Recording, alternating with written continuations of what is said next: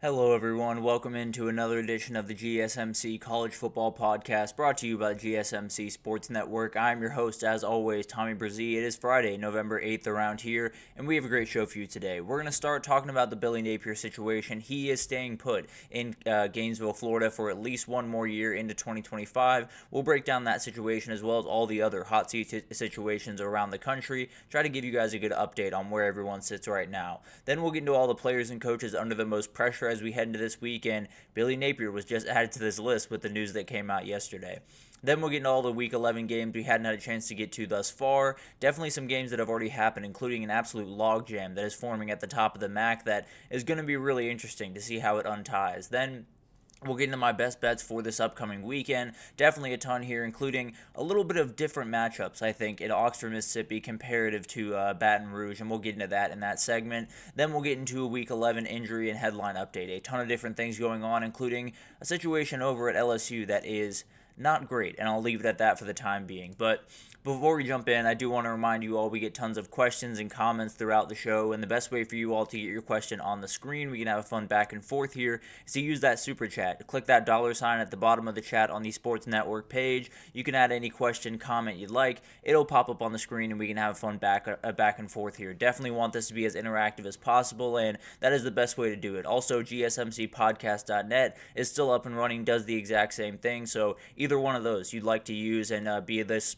just a little bit more interactive, have your say in the show, absolutely would love that. But let's jump into the situation that's going on down there in Gainesville, Florida, because Billy Napier is going to stay the head coach of the Florida Gators at least through 2025. That was something that Scott Strickland let us know yesterday, and it's definitely something that has gotten some mixed reactions all around the college football world. So let's go ahead and jump into this, and during this we will get into a lot of different head coaches. We'll get into kind of just where at least I see everyone sitting. Obviously, a lot of this stuff changes very quickly, and some of these people might be in a little bit more danger or a little bit less danger than I'm thinking right now. But we'll start with that guy, Billy Napier, because this one is very, very interesting. It's a decision that I think a lot of us were expecting to go the other direction.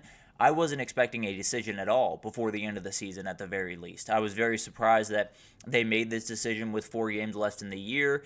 I understand it to a certain degree. You know, your recruiting is not necessarily great. I believe they sit at 51st in the country right now in this upcoming class. They're not necessarily doing the things they want to do. Knowing who the head coach is going to help you with recruiting, regardless of who that head coach is. Because regardless of what you think of Billy Napier as a coach, regardless of what you think of how he does on game days, he has been able to recruit. A lot of the talented, really incredible guys on that team are young recruits, and that's actually a big reason. So he hasn't topped 6 wins in 3 years at Florida, and frankly, he's probably not going to get to 7 this year because you'd have to win 2 out of 3 out of Texas, Ole Miss, and LSU. Probably going to beat Florida State at the end of the year, but needs one of those at least to go bowling, needs 2 of them to get over 6 wins for the first time. But there are big reasons to keep him intact, and that's one of them. DJ Lagway is going to be your quarterback going forward. Billy Napier is the guy that he wants to play for. He has made that very, very clear. He made that clear again yesterday because he was very excited about this news. So it is something that you do have to think about this. Now, a lot of people counter that with thinking any coach that you get is going to be able to bring in a very talented quarterback, and you're right about that. So there is a battle back and forth, and I totally get that. I think the other part of this is you have a lot of money that is about to have to be spent. One way or the other, you are about to have to spend at least $20 million on revenue sharing on top of NIL for the team, on top of a lot of different things that are coming up over the next couple of years. Add to that a $26 million buyout. Things get a little bit sketchy over there at Florida. So the question is, do you take that money and then just refunnel it into the portal this offseason? Refunnel it into making 2025 the year for Florida Gators and Florida's Florida football team going forward. So it is kind of a battle back and forth, and I understand really both sides of the argument. I'd probably lean more towards going to get a new coach. I'll be totally honest. I think 3 years at Florida in the current landscape is more than enough time to figure out your footing and to at least get over 6 wins. All that being said, I still think Billy Napier is a really good coach. I still think he is capable of succeeding at Florida. I just think it's going to be a little bit longer than Florida fans are comfortable with, and they might be sitting here next year and they're 5-3. They're playing a little bit better football, but maybe the wins aren't coming the way that you want it to, and then you have to make another decision. And frankly, they'll probably decide to keep him then too. So it is kind of a battle back and forth, and I totally understand Florida fans that are not excited about this. But there are some parts of it that are just entirely out of people's control, including Scott Strickland is a big piece of this. And it's not necessarily that I'm making, any accusations or anything like that, but the reality was, the scuttlebutt was around Gainesville that if Billy Napier were to be fired, Scott Strickland was probably not far after him. They probably were not going to let him hire the next football coach at Florida. So he's taking a shot, and I totally get that. He is taking a shot. He's saying 2025. If he succeeds, I'm probably staying. If he doesn't succeed, then I'm finding a new job this time next year, and that's the way it is. So I understand it from his perspective. The other part of this is Florida doesn't have a president right now. They don't have a guy that can facilitate all of this back and forth between the AD and all of the different people in the board of trustees and all of that craziness. That is not an easy thing to get done if you don't have that person, especially if you want to go out and get a Lane Kiffin. You want to go out and get a really, really elite coach. It's going to be hard to do that without all of the administrative pieces where you want them to. So as weird of a decision as this was, from the timing of it to just what Florida football is right now and what they probably should be going forward, it's a little bit of an interesting conversation. I'm a little bit on the fence of, is it a good decision, is it not? But at the end of the day, you have the money now. You have all of the reason, all of the capability, all of the resources to go out and attack this next year. You miss the mark, then everyone around there is probably getting fired, and the Florida rebuild is probably a little bit tougher than Florida fans want it to be. But at the end of the day, at that point. At least and at least you gave it your full shot in 2025, because it should be his best roster. It should be the schedule that gives him the best chance to win. It should be an opening where he can get to 8, 9 wins, possibly win a bowl game, and be a 10-win coach, and then they can move forward from there. There's always the flip side of that, obviously, but it's definitely something that I feel like this is not a terrible decision. I don't necessarily love it. I think I probably would have gone in the other direction. But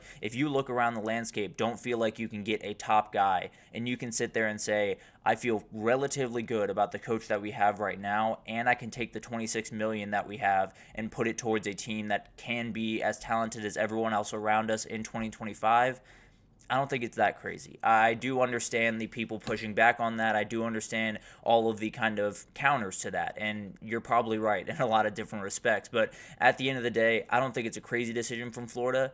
I could be saying in a year from now it was a crazy decision, but as of right now, I don't think it's all that crazy, and I think Billy Napier has the capability to be very successful there. It's just you got to press a lot of really good buttons over the next 9 months or so. So we'll see what happens, but getting into kind of the rest of the college football landscape. So Billy Napier has saved his job. One way or the other, they did a great job this season. And one thing I didn't bring up before, but is worth talking about, is the buy-in from the players has been very, very clear. From the start of the season to right now, they have not quit once. And there's something to be said about that. There's a lot of really young players that absolutely love this guy. They're putting a lot of NIL into the very young guys on this roster. So it's not all that crazy to me that he's sticking around. And if you see what this team plays like on a week-to-week basis, there's something there. I'm not necessarily saying they're going to come into 2025, win 10 games, go to the playoff, but I do think there's something there to where maybe if you attack it the right way in 2025, things can really fall into place. And then Dave Aranda, I do think, has saved his job. He's gotten 3 straight wins. Sawyer Robinson is really, really coming along at quarterback, and it was one of those things where early on in the season, it looked like the writing was on the wall. It looked like it was over for Dave Aranda, but he's been able to right the ship, and I think he's going to get at least one more in Waco. And frankly, I think he's a plenty talented coach, and I think they probably bounce back in 2025 in quite a big way, to be totally honest. And then we got the guys that the writing is on the wall, and I hate to say it about Sam Pittman because he's so much fun. He's always someone that I love seeing the press conferences and the clippings and all of that stuff from Sam Pittman. But at the end of the day, from that loss to Ole Miss to the rest of the schedule that he's facing down, doesn't look good by any means. Maybe if they beat Texas, things can get right and he can get one more year, but I think Arkansas fans have kind of lost patience here, and I think they're probably going to move on from Sam Pittman, and then this is probably the job to watch. I saw someone bring up Rhett Lashley a little bit ago. Not crazy at all. Definitely one to watch, that SMU coach that could be really interesting for this job. And then Ryan Walters. This one could change in November, but they got Ohio State, Penn State, Michigan State, and Indiana in November.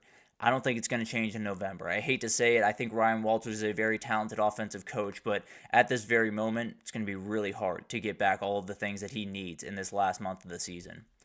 And then we got the 2025 as a prove it year coaches. And some people might be left off this. We'll get to them here in a second. But Hugh Freeze. Hugh Freeze knows this. All of the fans know this. All the players know this. They know that 2025 is a make or break season for this administration and really for Auburn football for quite some time to come. You have a coach down there in Tuscaloosa that is going to get things up and running. If it's not this year, it'll be next year. And if you're not there to counter him, you're probably not going to be there to counter him for the next 5 years. So it is a huge year in Auburn, Alabama, and frankly, I think they have the ability to turn a corner. Like Florida, they're going to have to hit a lot of really nice buttons in the portal to do that. And then Lincoln Riley, no doubt about it. He understands this, and frankly, I think he's rebuilt his defensive staff really well. And he's admitted he was wrong, and he's righted that wrong. Next year, he's got to show a lot of progress. It's got to be at least 9-10 wins. They got to at least compete for the CFP and probably compete for the Big Ten in a number of different ways. So he's got a lot on his plate, and maybe this one changes before the end of the year, and maybe I'm thinking he's a little bit safer than he is. But as of right now, I think 2025 will be the year that all USC fans define him by for the rest of his time there. And then Gus Malzahn, I think, is kind of an under-the-radar one, but he's done some great things at UCF. He's done a great job bringing in some portal guys that have helped out, bringing in some recruits that they usually wouldn't get. Thing is, they needed to turn quite the corner in 2025 because everyone felt like they were going to turn a corner this year, and it just never quite happened. I feel like they have the guy in Dylan Rizek to do that. A lot of other stuff is going to have to come into place, and with R.J. Harvey likely going to the league, you're going to have to find a replacement there. So a lot of work to do with these three guys, but they're going to get at least one more year, at least in my mind. Lincoln Riley's one that I'm still a little bit worried about, but I'll say they're going to get one more year, and then we'll see what happens this time next year. And then your guess is as good as mine for a lot of these guys, to be totally honest. Mark Stoops is one where just a weird situation. He is one of the highest paid coaches in the sport, and getting rid of him would probably be really tough to do, especially right now with all of the things that are about to come on your pocketbooks. You're going to have to deal with a lot of different things before you even deal with his salary. So it might not be the ideal situation right now for Kentucky, but I don't necessarily think Mark Stoops is on the hot seat. I don't necessarily think he has to deliver in 2025. Fans are getting a little impatient, so we'll see what happens there. But at the end of the day, I don't think he's someone that's in immediate danger, I suppose. If 2025 goes all awry, then maybe we're having a conversation. But for right now, I think it's just too much stuff to get through for Kentucky to pull that off. And then Mike Norvell. They got to be better in 2025. I know that for a fact. They got to be a whole lot better, and they got to play a whole lot better football, and he's got to change a lot of his staff. But at the end of the day, he is at a point where a lot of the stuff that needs to be fixed around that program is not going to be fixed in 2025. You have to start recruiting the high school better. You have to start pushing more resources in that direction, and you're not going to be able to do that in just 1 year. So it's going to be a little bit of a rebuild. It's going to be a little bit of a bounce back. And next year, hopefully you get a little bit better with some portal guys. Then you can start recruiting and really start building this thing up. But I don't know what they need in 2025. I don't know if they need to win the ACC or anything crazy. They need to show very, very stark improvement. I think everyone understands that. And then maybe he gets back in 2026 and really can start rebuilding this thing. But as of right now, I think it's going to be a little bit longer than Florida State fans are okay with. And we'll see how long that lasts for Mike Norvell. And then we got Brent Venables. This is one where it would be a 2025 prove-it year type of guy, but at the end of the day, I think there's a little bit of understanding in the Oklahoma world, them going into the SEC, being a little bit underhanded, not necessarily playing great football, and it feels like there's a lot of stuff coming together for 2025 for that team, just one way or the other. It feels like a team that could kind of build things up, but if Texas were to finish this year with an SEC title, that changes in a hurry. Then 2025 is the year, period, end of story. He doesn't deliver then everything goes by the wayside, which is kind of the tough part of being the Oklahoma head coach or being the Texas head coach over the last little bit. You are always going to be compared to the other. So a lot of this can change pretty quickly for Billy Napier depending on what Texas does the rest of the way, but at the end of the day, he's definitely going to get 2025, and we'll see what type of improvement you absolutely need to get through that. And then Dabo Swinney's another one I thought putting on here. I just don't know. I don't even know what I would say at this point. I don't know what he needs to do. I don't know how long he'll be there. I don't know how safe he is right now, and I don't know a lot about that situation over there in Clemson, South Carolina right now. Maybe it'll become a little bit more clear as the season goes on, but right now I think it's a lot up in the air, and a lot of people that don't really have a real answer to that one. But a lot of different coaches that are staring down some different situations this upcoming offseason. Obviously, you hate whenever you have to talk about any coach losing his job by any means, but it is part of the industry and definitely something I wanted to make sure you guys had an idea of as we head into the home stretch. But let's take our first break here. And when we come back, let's talk about all the players and the coaches under the most pressure as we head into this week, because there's quite a few of them, including those two huge games in the SEC. Those coaches in one and those quarterbacks in the other are going to have to face a ton of scrutiny, and we'll break it down right after this. I feel like I'm losing my mind. Is everybody in the world blind? Please, Lord, give me a sign, a sign. I feel like I'm losing my mind. Is everybody in the world blind? Please, Lord, give me a sign, a sign. I wanna be the greatest. Everybody on the fake shit. I look around and feel like everybody is the fakest. I make this every day and I'm impatient, hoping one day I blow up from the basement. Statement, the top is so vacant. I don't hear shit that I think is amazing. Waiting for my day when I'm playing sold out shows with 1,000 faces. Hey, give me that crown. Get in my way and to be put down. It ain't your place, all this my town. If I want that shit, then I'll get it right now. I'm losing it, the noose it fits. I'm losing shit, a stupid myth. You choose to live or choose to dip. You choose to fight or lose your grip and lose a gift. Oh. I feel like I'm losing my mind. Is everybody in the world blind? Please, Lord, give me a sign, a sign. I feel like I'm losing my mind. Is everybody in the world blind?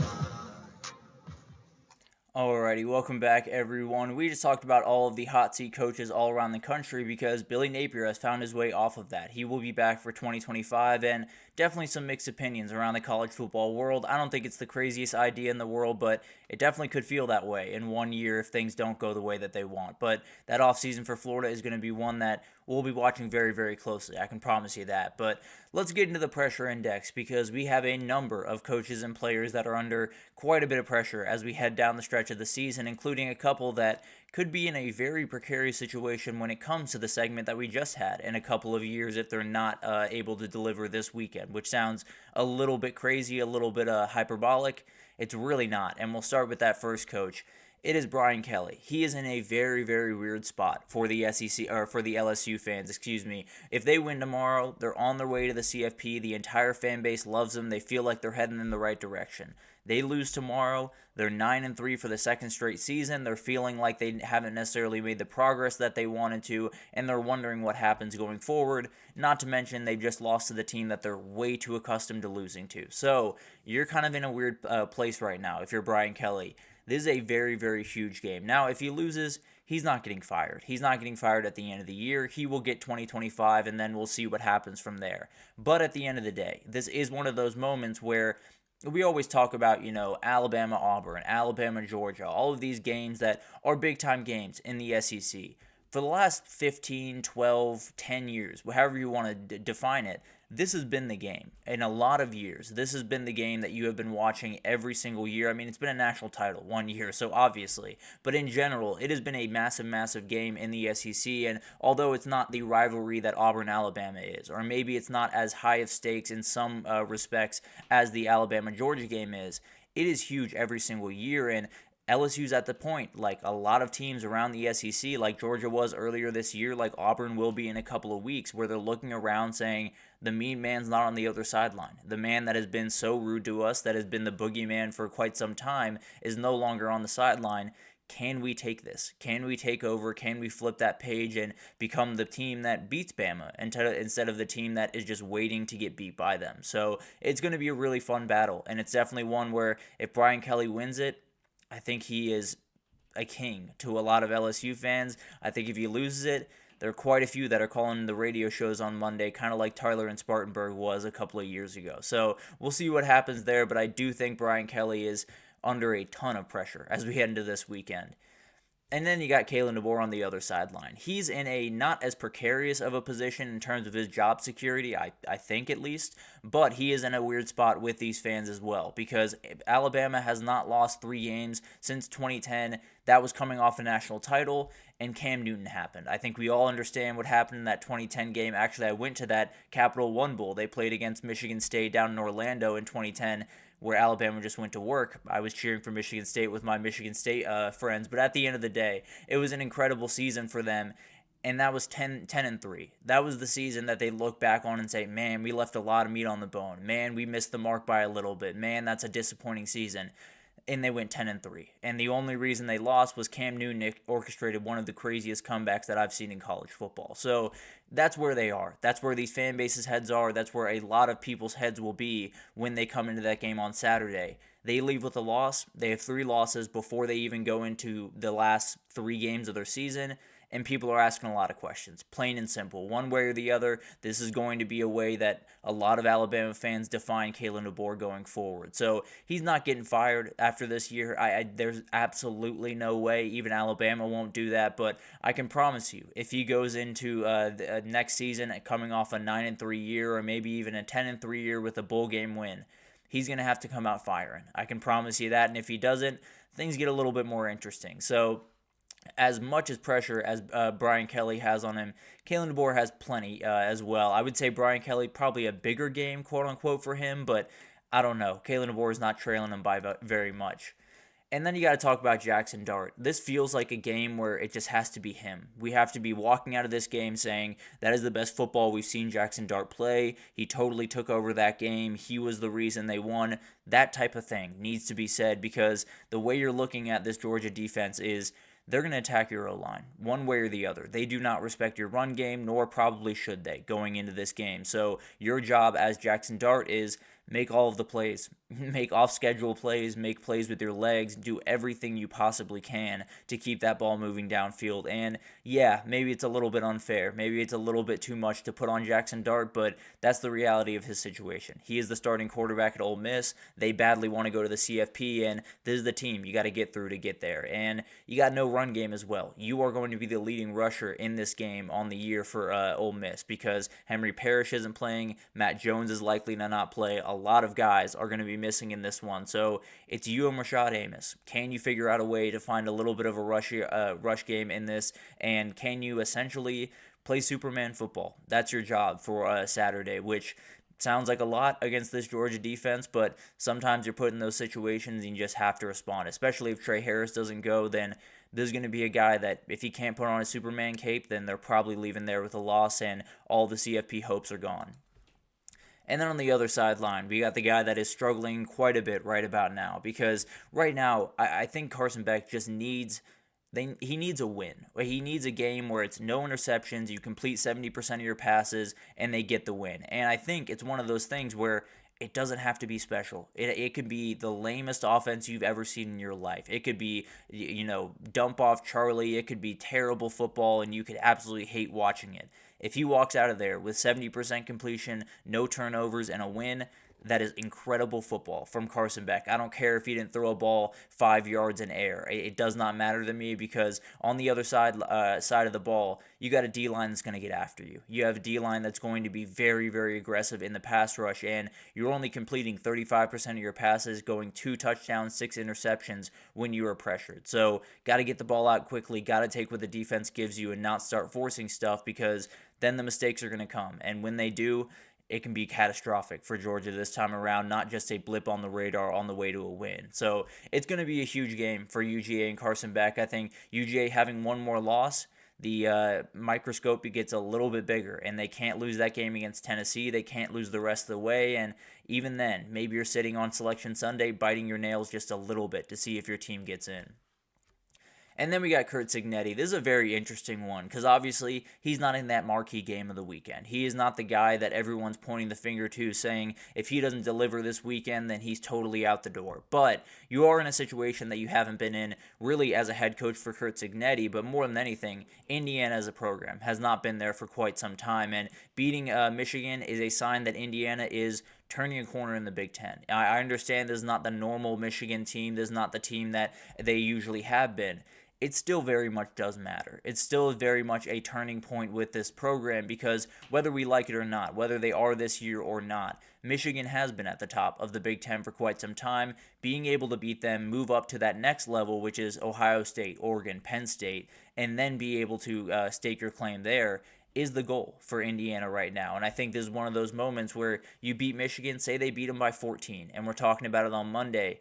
You got to feel like this is a team that can walk in to Columbus and get a win. You have to feel like this is a team that is not going to be wavered by this scary opponent, this bigger opponent, this probably more talented opponent on the other sideline. They're going to take care of their business and they're going to move on their way. So this is a huge point where you could kind of stamp your ticket to the CFP. Obviously, that Ohio State loss could take many forms and could get a little bit sketchy for them. But as of right now, you win this one, I feel very good about where you can be in the CFP, and then we'll see where the chips fall the rest of the way. But huge amount of pressure on him just to keep the ship moving. That's kind of the ultimate goal right now in Indiana, and you're facing an opponent that's more than happy to knock you off course.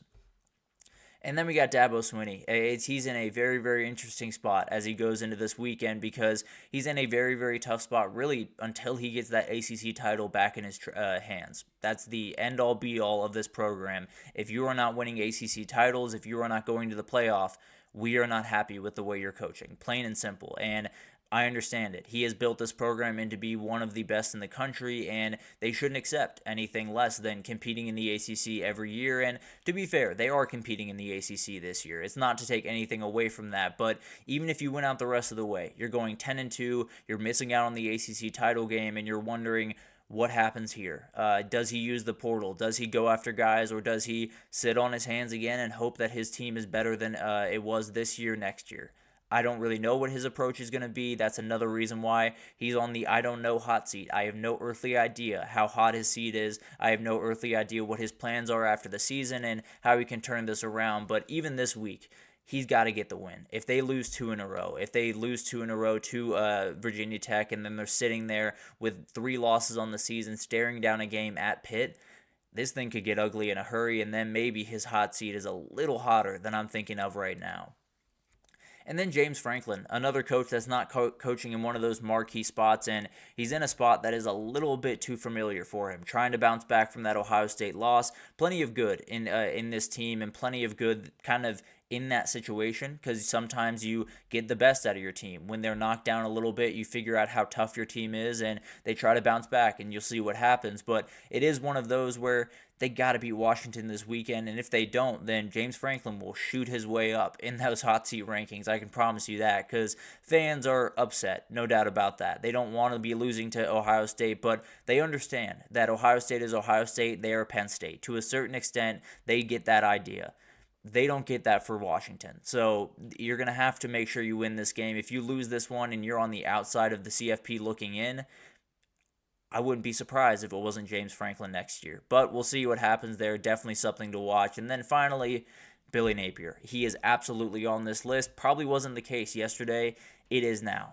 He has to deliver this weekend, and frankly, he doesn't need a win. I think everyone understands that going on the road to the number 5 team in the country is not a place where you're really going to be able to flex your muscles.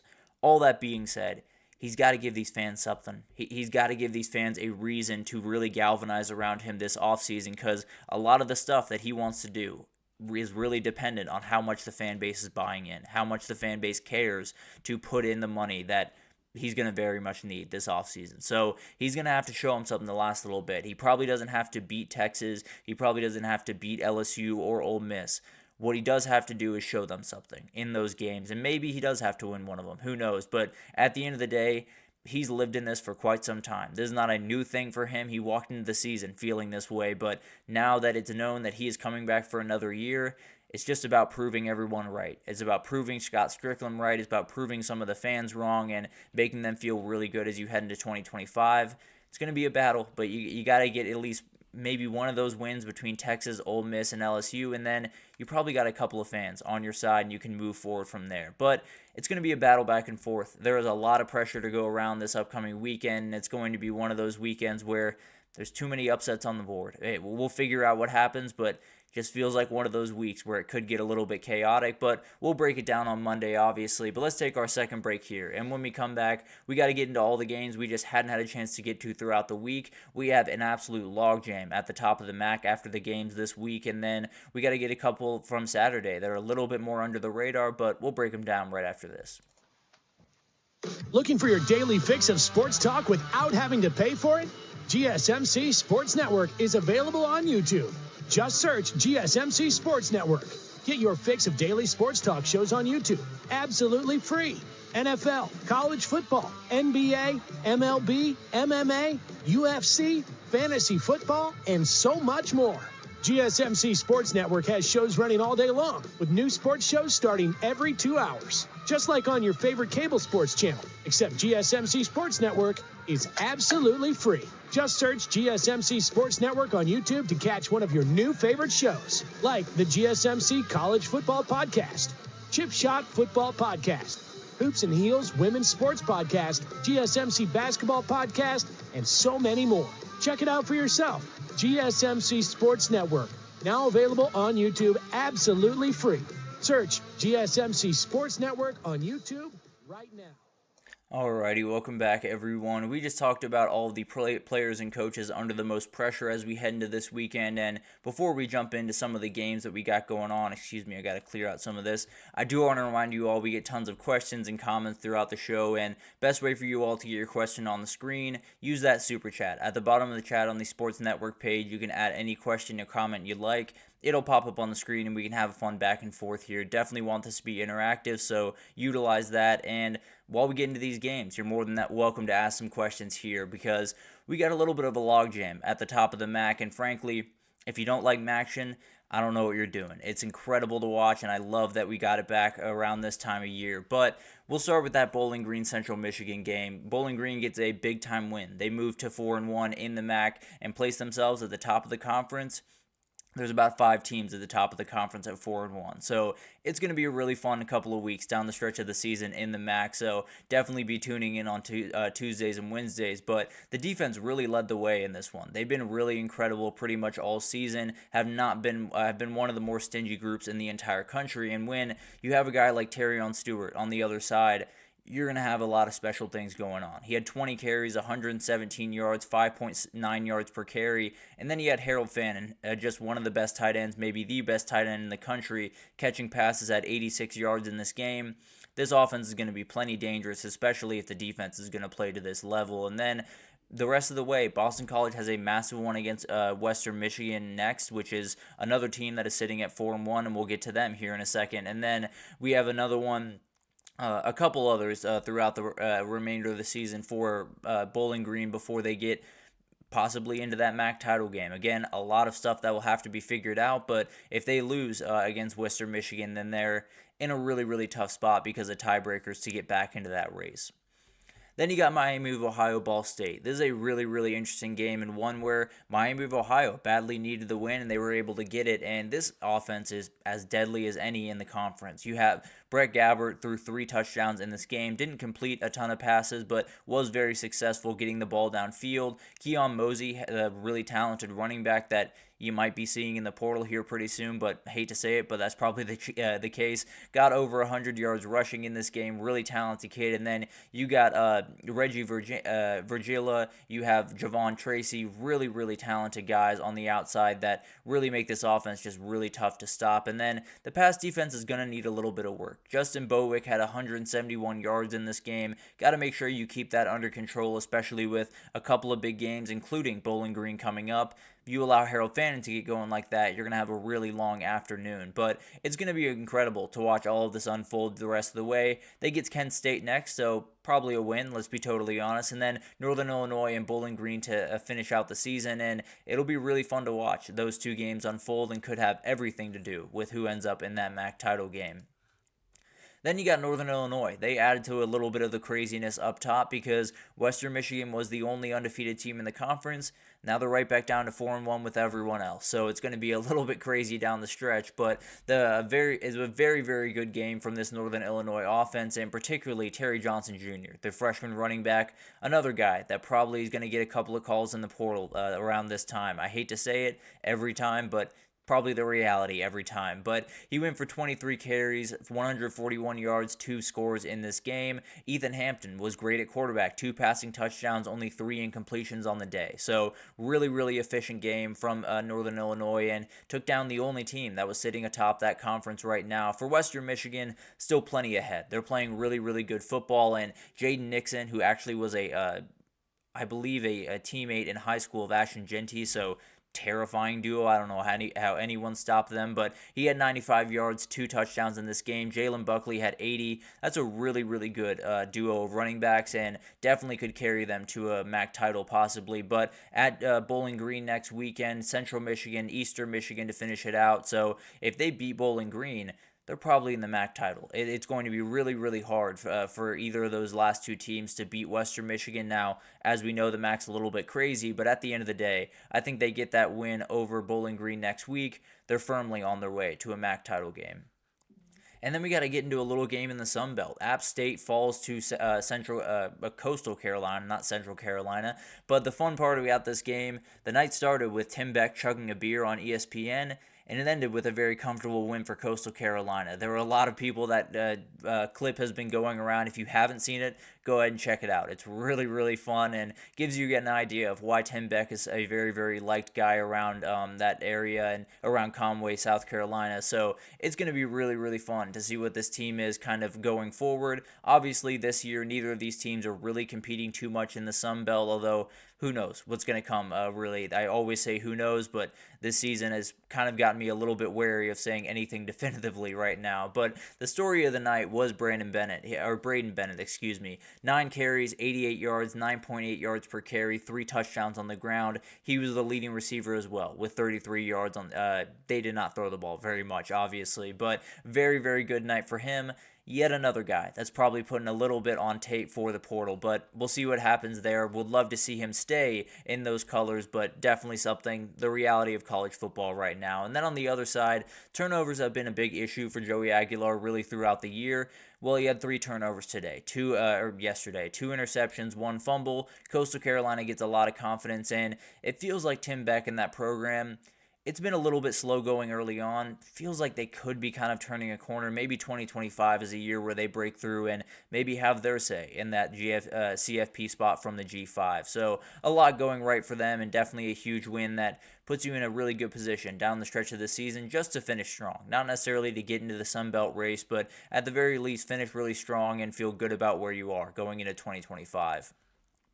And then we got a really interesting game over there in the Big Ten down there in LA, which sounds weird still saying those two things together, but at the end of the day, Iowa heads down to LA to face off against UCLA, and this is a really interesting one because over the last 2 weeks, both these teams have probably been playing the best football they've played all year. Definitely UCLA, but I think Iowa as well. Brendan Sullivan has brought this team just a little bit more offensively than I think a lot of people were expecting. His legs have been very, very important to that, and they've had back-to-back 40-point performances. As crazy as that sounds, the Iowa offense has really turned a corner and cannot give enough respect to Tim Lester and this staff to really get this thing turned around after a year where a lot of things went wrong and there were a lot of questions behind the scenes. You were able to handle business, get everything back on track, and that's absolutely huge. For UCLA, you've won 2 straight. Ethan Garber's probably playing the best ball that he's played all year and really maybe in his career. The question is, can you stop Caleb Johnson? Can you slow down that guy? Can you keep that guy from really taking over this game? I'd be a little bit surprised. I'm going to pick the Hawkeyes here. I think it's going to be a fun battle back and forth, and I think UCLA is a tougher team than we're giving them credit for. They just happen to play some really tough teams to start their Big 10 schedule, but I do think this one's going to be a little bit too tough, and then UCLA hopefully can finish the season strong and then continue on their way into 2025. Another game down at the G5 level that I want to talk about is Navy South Florida. Not necessarily a game that you're going to be looking at and pointing to for the G5 CFP race, not even necessarily one that you could be pointing to in the American race. I just think it's a really fun game. I'll be totally honest with you guys. I think these two teams that are in very kind of different places right now. You know, you have Navy kind of coming off 2 losses, not playing all that well. You have South Florida caught their footing last week against FAU and had a very aggressive handshake between the head coaches there. But it's going to be a really, really fun one. I think Bryce Archie, coming off his best performance of the year for UCF against FAU, played really, really good football, and that's kind of all you needed to see from that kid. You needed that one little spark, and I think he could be rolling downhill now. And then you have Blake Horvath kind of heading in the wrong direction, has multiple interceptions, multiple turnovers against Rice and Notre Dame the last 2 weeks. Obviously, not quite the defense that he's going to be facing here, but definitely a group that could really be tough and cause some problems for him. So this one's going to live on the ground. I don't think that's any question. UCF loves to get that run game going. Same thing with Navy, and it'll be really interesting to see how this one goes back and forth. I think I'm going to go South Florida. I think Navy's really slipping right now, and I think it was just one of those things where they just kind of caught lightning in a bottle for a little bit, and I think the magic has worn off. I hate to say it, but I do think South Florida is going to get this win at home and kind of just continue to ruin the season for Navy. Then this game over in the ACC is one that I just think is going to be really fun more than anything else. Syracuse is looking for a bounce back got a bounce back, against Virginia Tech after a setback against Pitt. Very, very impressive win for them. And on the other side, Boston College has lost 3 straight games. They are coming off a bye, so got a little bit more healthy, a little bit more engaged, and now they got to really attack this game. And I love the quarterback battle here. Whenever you get 2 quarterbacks that are really cut from totally different cloths, it's always really fun. Kyle McCord, a little bit more of that stand-up pocket passer. Thomas Castellanos is going to extend plays. He's going to make plays with his legs, and it's always really fun to see which one of those kind of prevails. But this is going to be a really fun game. I think Boston College with Thomas Castellanos has done a great job of creating problems for teams. They've done a great job of keeping games close and making them a little gross, but at the end of the day, I think Syracuse is going to be a little bit too much. I think they hit a couple of deep balls, but I think it could be a little bit of a shootout. Definitely one to watch up there in Boston.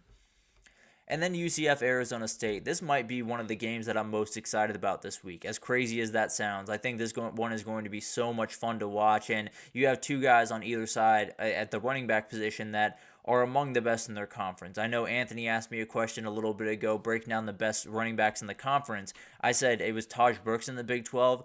It's probably Cam Scatterboot, but you also could convince me of RJ Harvey. That's the thing. The running back group across the country right now is absolutely insane, but these 2 are really, really special. There's so much fun to be had here, and it is going to a little bit live on the ground, but UCF flipped to Dylan Rizek a couple of weeks ago, and he's been really, really good. He was 20 for 25, 294, 3 touchdowns through the air last week, and it opened up room for RJ Harvey to go for 184 and 3 scores. So very, very talented offense on the one side, and then Cam Scatterboot on the other side. An absolute monster. He's over 1,000 yards, actually sitting at 1,001 yards on this season, and with Sam Levitt taking care of the ball, this ASU team is going to be a really, really tough team to beat. I think they get this one done in an absolute battle, but it's going to be really, really fun, and frankly, I've gone back and forth quite a bit on this one. I think I put in a best bet for UCF and then rethought it about a million times, so it'll be interesting to watch that one unfold, and I think it's just one that maybe we see a little double overtime here. It's just a gut feeling, but let's just see what happens in this one. Cannot wait for that one to unfold in Tempe, Arizona. But let's get into the third break here, and then we got my best bets for this upcoming weekend. It's been a little bit of a couple rough weeks. We will get into a little bit of a groove here, hopefully, this upcoming weekend, but we'll break down my picks right after this.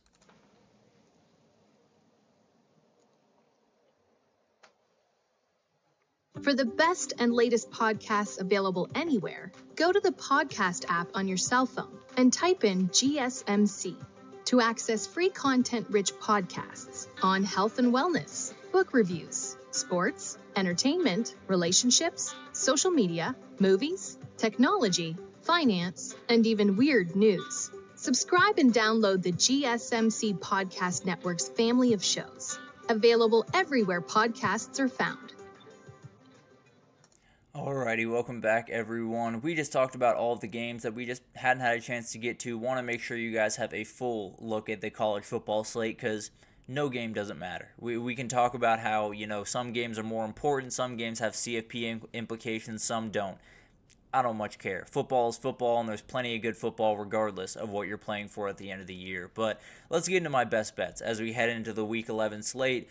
There's quite a few that I like maybe a little bit too much on here, and you'll only understand that if you know what the betting world is about, but there's some on here I feel almost too confident about. But let's go ahead and jump into this, and the first game on here, a little bit more under the radar, but I love Minnesota -6 at Rutgers. I think this is one of those games where you have one team just heading perfectly in the right direction. Minnesota has won 4 straight. Max Brosmer has not turned the ball over in those games. They've been playing really, really well offensively, have been able to run the ball in some games, been more pass heavy in others. They've been a really, really complete team, and frankly, you take out that loss in the first week of the season to UNC, this is a 7-2 team and looking very, very good as they head forward to the end of the season. And then on the other side, you got a Rutgers team that has fallen like a stone. And a lot of the reason is the injuries that have come in all across that team. So they've lost 4 straight. And they're trying to find a way to just get that one big win on the season. This would be a great place to do it. But I think it's going to be a lot like the Maryland game for Max Brosmer. I think there's going to be a number of openings on the back end of this Rutgers defense. I think it's just going to be way too much offensively for Rutgers to keep up. So I think there could be some points back and forth, maybe a little bit of a fun kind of a clash of styles with Rutgers a little bit more run heavy, but at the end of the day, I think Minnesota gets this one done. I think 6 is being a little bit generous to a lot of the people out there, frankly. I'm going to go out on a limb and take Army. It sounds a little bit crazy, and it's one of those things where it started at 6.5, it's fallen all the way down to 4.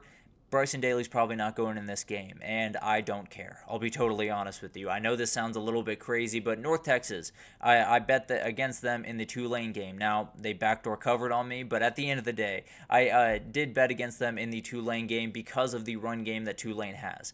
They give up 297 yards on the ground to Tulane.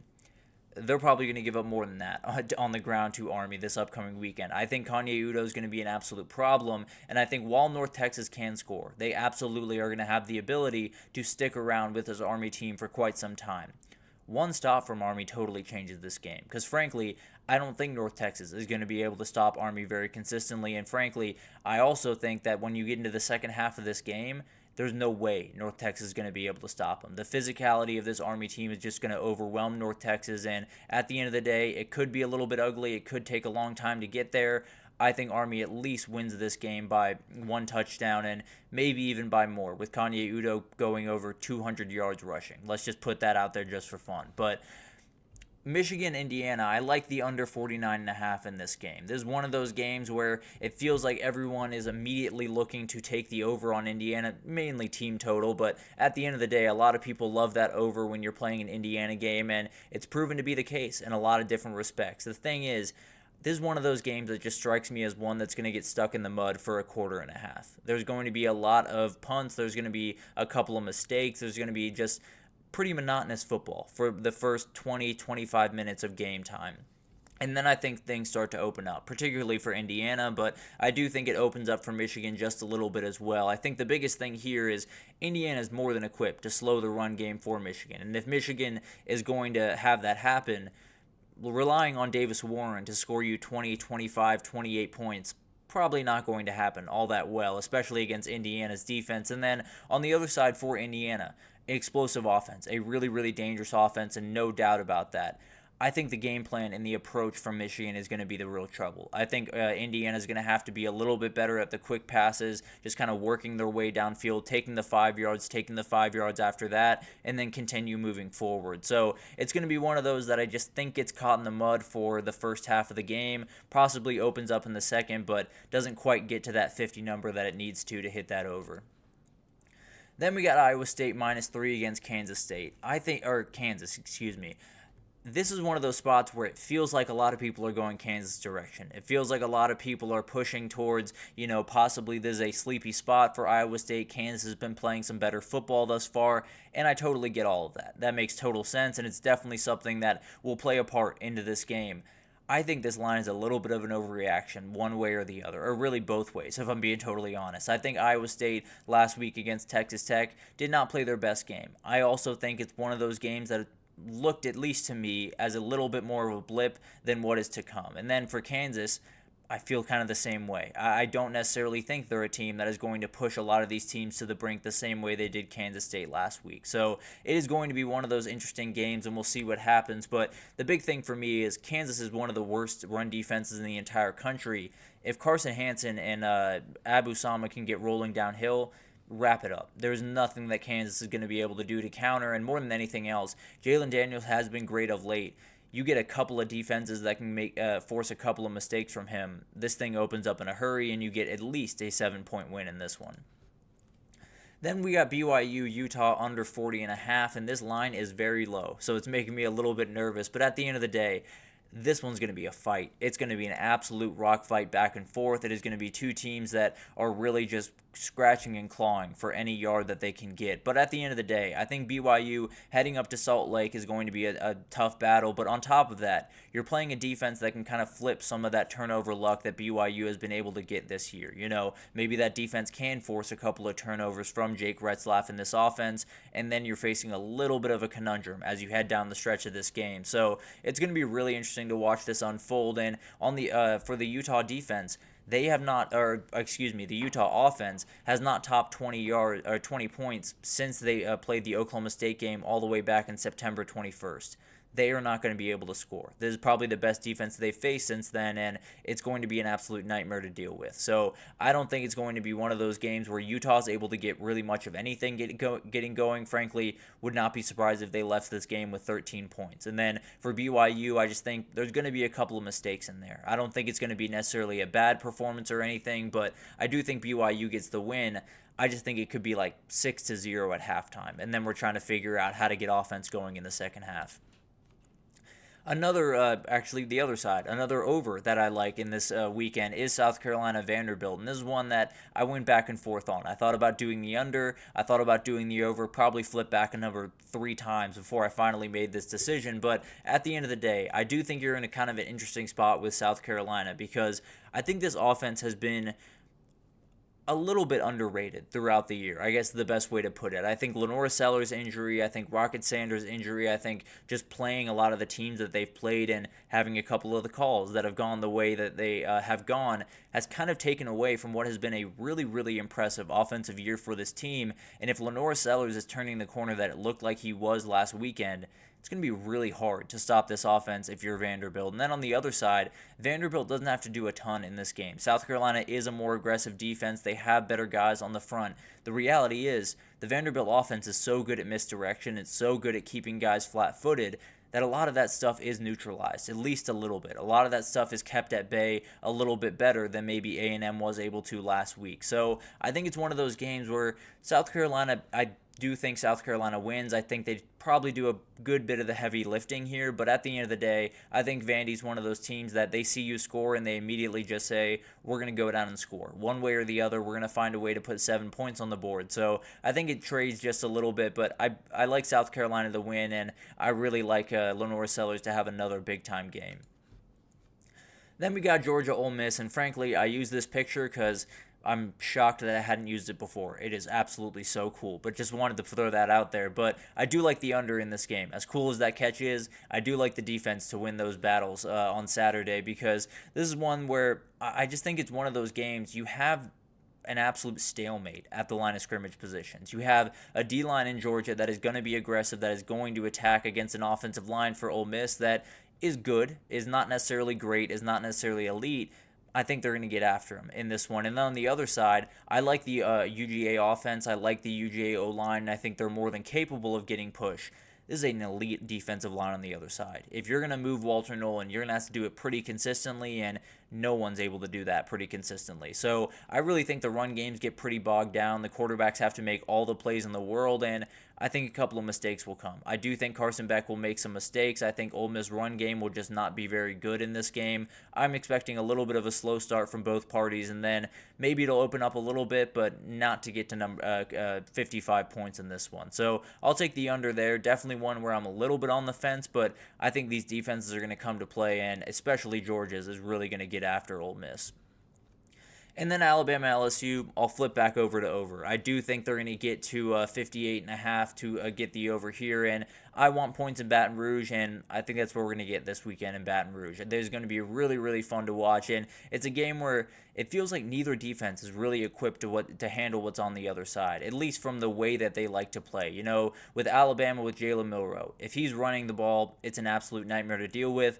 LSU figured that out with Marcel Reed. Well, it's going to be a little bit tougher to corral number 4 than it was to corral Marcel Reed, just being totally honest. And then on the other side, Kane Womack, Alabama, the way they play defense is aggression. The way they play defense is man coverage on the back end, and then we're going to rush 5, 6 guys. You want to do that to Garrett Nussmeier, he is going to tear you to pieces. That's just who he is. He absolutely loves man coverage. He absolutely loves when teams come with pressure because he gets the ball out quickly, he puts it on target, and he lets his guys go to work. So there's a number of different ways that this game could go, but the reality is I think it's just one of those where the defensive game plans, the defensive approach for both teams play right into what these offenses want to do. So I think there's going to be a lot of points in. I think we could have a downright classic, frankly, in Baton Rouge this upcoming weekend. But let's take our last break here, and we'll actually continue talking about LSU on the other side because got a little bit of drama around Bryce Underwood, the number 1 quarterback in this upcoming class. You also have a little bit of drama around Baton Rouge in that LSU game, Alabama game. So we'll break it down all right after this, so stick with us.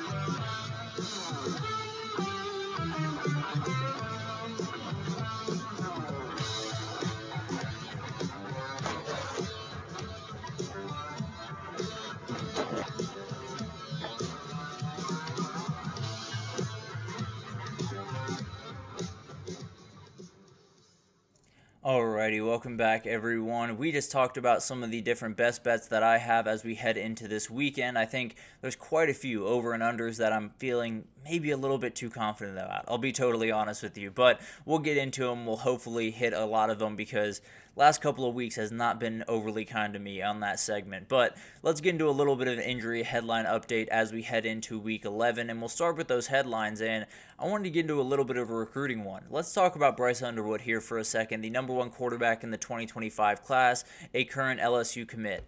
There's a lot of smoke going on around Ann Arbor, Michigan right about now, and Wolverine fans feel really good about where they sit with this guy right about now because Steve Wiltfong, a couple other guys around the industry have put in crystal balls, have put in predictions. I don't know what the terminology is across the different websites, but at the end of the day, he has put in a prediction for Bryce Underwood to flip from LSU to Michigan.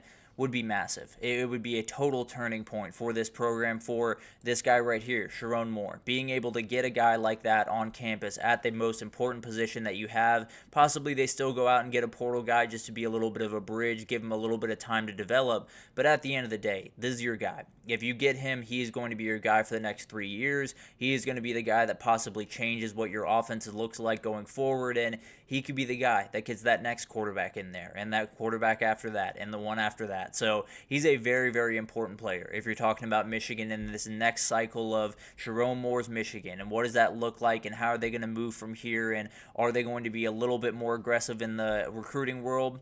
Seems like they are. It sounds like one of the NIL deals for him right now is around $5 million. Sounds like it could double up to $10 million throughout his time up there at Michigan, depending on what those numbers are. We'll see what happens with that. Obviously, not necessarily the biggest fan of talking about NIL money at this point because at the end of the day, we'll figure out what that number is. And to be totally honest, I don't much care what that number is. I'll be totally clear if I'm being totally honest there. But Steve Wiltfong has put in the prediction for him to flip.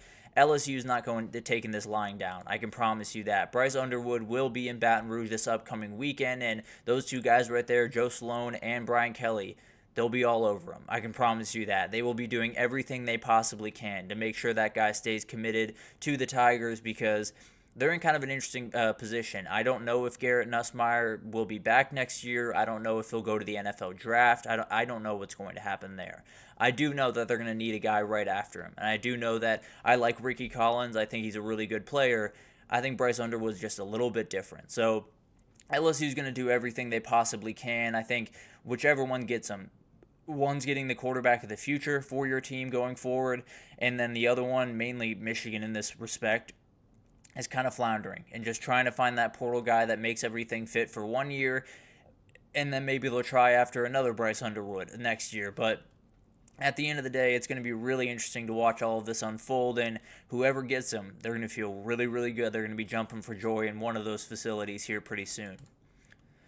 And then we got the NFL draft. It sounds like the NFL draft is going to push back the deadline for kids to enter their name into the draft until after the championship game for the teams that are playing in it, which makes total sense to me. Frankly, I think it's one of those things that probably shouldn't happen at all until the season's over, but that's where we are right now. I got no real problem with that, but I do think it's one of those things that it's a relatively minor change. It's not necessarily something you're going to think too much about or be too worried about or is going to change your life in really any way.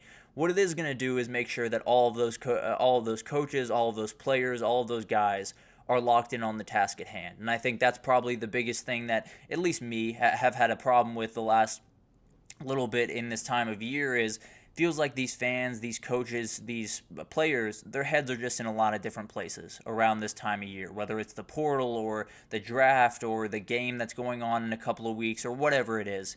There's a lot of different things going on, and I think taking at least that one thing off their plate helps them focus just a little bit more, and that's enough for me. You know, that 1% forward, I'll absolutely take and I'll run with it. So it'll be interesting to watch this unfold. It would open on the 24th of January, would close on the 27th, 72 hours after you enter your name, normally how it works there. And then the other one will be January 6th. And it would close on January 9th. So it'll be interesting to see how that unfolds, and it'll be interesting to see, maybe some players play in the championship game. They're planning on going to the NFL. They lose in that game, and then they come back. Who knows what happens? I think there's going to be a lot of very interesting decisions to be made around the NFL draft, particularly this one, around this time in a couple of months. But at the end of the day, going to be really, really fun to watch all of this unfold, and I think it's just a change that just kind of makes sense. It doesn't necessarily need to be one that we notice all the time, doesn't necessarily need to be one that really hits you over the head, but it is one that I think is going to make that slight difference of these guys being that little bit more focused, that little bit more locked in, like Tez Johnson. He has a huge future ahead of him in the NFL, and his team could very well be playing in that game. So a lot of different things that all these guys probably just took a little bit of a sigh of relief, just knowing they don't have to worry about that stuff, knowing they don't have to get into all that stuff down the stretch of this year. But let's get into this one, why don't we? I'm sure a lot of you have seen this news throughout the last little bit on X and on all of the different social media apps, but a live tiger will be making his return to Death Valley for the rivalry class between LSU and Alabama this upcoming Saturday. It will not be Mike the Tiger. It will not be Mike 7th. It will be another Tiger. And Jeff Landry, the lieutenant governor of Louisiana, has set it up to bring a Tiger out of a out-of-state refugee. This is a bad idea. I'll be very, very, very clear about this. This is a very, very bad idea. It does not do anyone any good. All of the fans are telling you not to do it. The handlers of Mike the Tiger are telling you not to do it. The university is telling you not to do it. But he's going to do it because wouldn't it be cool to see a Tiger on the sideline? It is absolutely ridiculous. It is very, very dumb, and it's one of those things where if you're in Louisiana right now, you can get this guy's phone number. So do with that what you will. You can absolutely call him and tell him it's a very bad idea. Hopefully we can get this to not happen because this is just stupid. I'll be totally honest with you. I get it. It's really cool to see a Tiger on the sideline. You don't have to tell me that. I thought it was going to be awesome when I initially read into it, but no. This is just a bad idea, because at very, very best, what they're going to get is a ton of fans looking down at a steel cage and saying, there's a tiger somewhere in there. The worst you're going to get is that tiger feels very anxious, that tiger feels very scared, which is not something that is all that crazy because they're in the middle of 100,000 people. It starts to freak out and you have a big time problem. I'm not saying that's going to happen. I'm not saying you have to blame anyone if that were to happen. Just don't give yourself that opportunity. Please. I very rarely, do this where I just kind of break character and just speak directly to someone. Jeff Landry, please do not do this. This is a very, very bad idea. No one in the LSU fan base is on your side. None of the handlers for Mike the Tiger are on your side. No one is on your side on this. Do not do this. You can still fix this. You can still not do this. But I have a feeling that's going to go through. So, cool. You get to see a tiger on Saturday night. Congratulations to everyone that's going to be watching. We get to see a 2-second clip of a tiger, and it'll be through a ton of steel bars because they got to put them in a huge cage because it's a really bad idea. But at the end of the day, they're going to do what they're going to do. The game is the game, I guess. Give your fans a little bit cooler thing to look at, although your fans absolutely hate this idea. But I'll leave it at that. Really, really bad idea, really dangerous, really stupid, and if anyone that has any relation to Jeff Landry in this, do everything you can. Don't let this happen. I'll leave it at that for the time being. I'll leave him alone, but man, that's just dumb. But let's move on. Let's get into some injury updates as we head into this weekend. Got a little bit worked up yesterday as I was thinking about that, so just had to let that out real quickly. But Georgia Ole Miss, a lot of things going on around here. We'll start with Ole Miss because Lane Kiffin released a CVS receipt of injuries this week, and we all know why. I won't get into why, but we all know why. But the highlights here are Henry Parrish is not going to go. Trey Harris and Jordan Watkins are doubtful for this game. I tend to believe he's playing a couple of games, and they're probably going to play, but we'll see what happens there. 4 offensive linemen are either doubtful or questionable for this game. So it's going to be a beat-up Ole Miss team. Now, not all of those offensive linemen are starters, so something to keep in mind there, but the depth has taken a big-time hit, and we'll see what happens in this game. I don't know if he's totally telling the truth about all of these updates. I don't know if he's totally lying. I know for a fact that is going to be a very interesting thing to watch on Saturday. I can tell you that. I don't know who trots out there. Maybe some of those doubtful guys are more than fine. Maybe some of the questionable guys are not going to play and never were going to play. Who knows? But that's the game we're playing, I suppose. But for Georgia, pretty much nothing big to report here. Jordan Hall stays as probable for games. It probably won't go, or at least be the effect that you want him to. Smile Monding continues to be questionable. I don't think anything's going to change there, and I think both those guys probably won't be out there on Saturday. The one big update for the Georgia program is Colby Young, the man that was arrested probably about 2 months ago under charges of assault to an unborn child and then assault to a woman.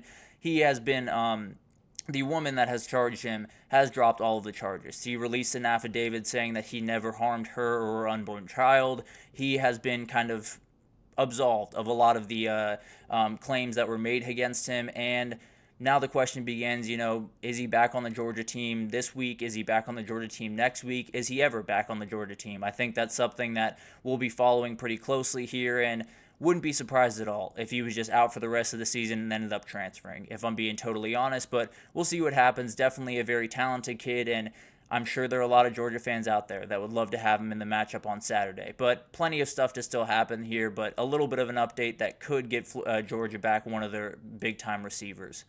And then you got Alabama LSU. This one is a little bit more short than the Ole Miss one by a lot of means, but Cole Adams, the very talented wide receiver that has kind of filled in spot work where they needed them, and then Keon Saab is going to be out for this game. Really, really tough hit to this back end with not having Keon Saab back there. Very, very good kind of center fielder type safety, and you're probably going to need one of those in this game. So it's going to be a little bit of a battle. Someone's going to have to step up, but definitely a tough loss there. And then for LSU, Garrett Dellinger is going to be out of this game. CJ Daniels and Whit Weeks are questionable.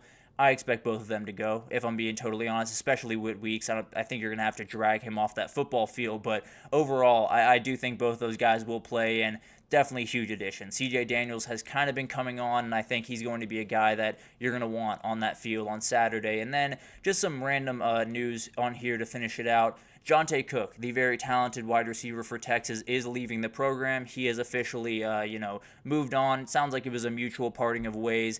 Wasn't necessarily getting the playing time that he would have liked. Makes total sense. They went in and picked up a number of guys through the portal. Very talented kid. The kid can absolutely fly, has really, really good route running ability. Needs a little bit of work on the hands, has some drops issues throughout his career, but has been very, very talented. And one of those guys that whoever gets him, I've heard Ole Miss reach out, I've heard Georgia reach out, I've heard a number of teams reach out for this kid already, and it won't stop anytime soon. Very, very talented kid and could be one of the top commodities at that position in the portal this upcoming year. So a lot of stuff going on around the world of college football. Frankly, that Jonte Cook story is probably going to be the same story around the country here coming pretty soon. I think we're going to get a windfall of a lot of those guys, and there's been talks. I know Cole Kublik has said this a number of times throughout his different hits around the college football world, where he said there's a world we're in a COVID type scenario where you're just trying to figure out if you have enough dudes to get out there on the field. So something to watch. We'll talk about it over the next couple of weeks, and we'll see how aggressive that actually is and if that's a real worry. But as of right now, there's guys dropping off left and right, and wouldn't be all that crazy if we got to the last week of the season and someone is trying to put together a whole new roster. I won't pick out any team because I don't know anything in particular, but definitely something to watch out for the rest of the way, and a lot of stuff to watch out for this upcoming weekend because it's going to be a special one. Whether you want to watch those two big games and watch nothing else, or you want to watch all of them, there's going to be special stuff happening. I feel a lot of upsets this weekend. I feel a lot of big-time games. I feel a couple of crazy overtime games. So be on the lookout, be vigilant, get all the TVs rolling, and have a great weekend. But thank you once again for tuning in to the GSMC College Football Podcast, brought to you by the GSMC Sports Network. Your support means a lot to us, so please remember to subscribe to the show, leave a positive review. It does make a huge difference for us. Also, follow us on Facebook, X, TikTok, Instagram, all of the social pages for all the content and updates you could possibly need. We have great people doing great work across every sport you could want. So anything in the world of sports you need, come on over to GSMC and we have you totally covered. But thank you once again for listening. Enjoy some football this weekend, and we will talk about it on Monday.